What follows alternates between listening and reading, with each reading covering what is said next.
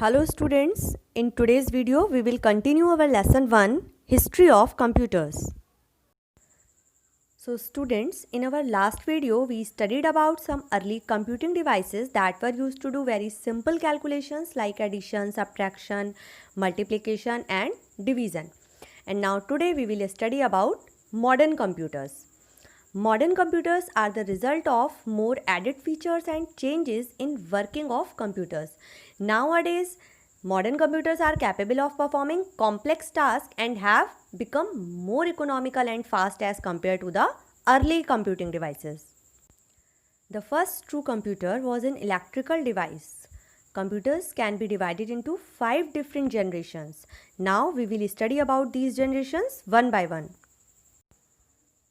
So first of all we will study about first generation computers.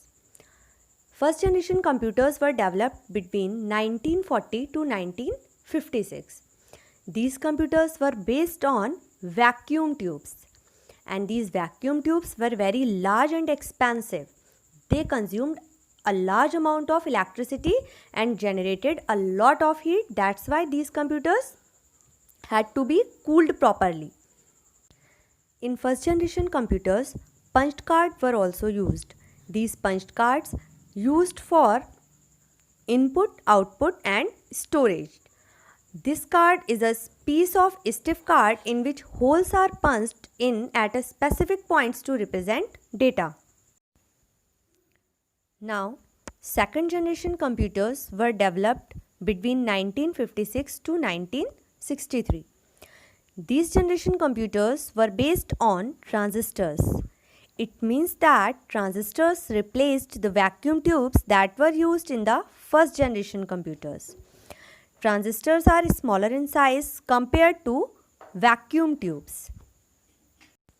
Second generation computer didn't need as much electricity as needed by first generation computers, and these computers heated up less also.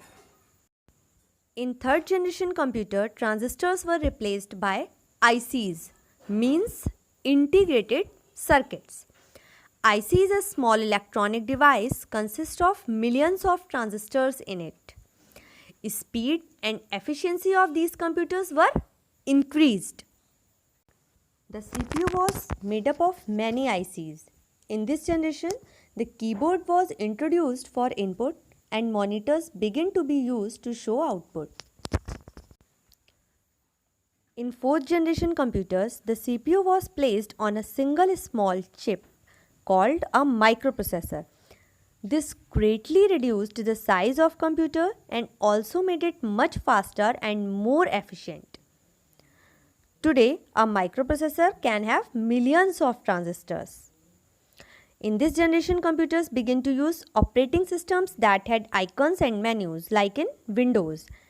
The mouse was also introduced as an input device. This is when computers begin to be used by common people in homes, shops, school, etc. Now we will study about fifth generation computer. These computers are still in advanced stage. Fifth generation computers are based on AI, that is artificial intelligence. These computers are generally referred to supercomputers. They are very powerful. These computers will use AI. What is the meaning of AI? It means that they would think, decide and act like human beings on their own. So students, it was all about history of computers. Thank you.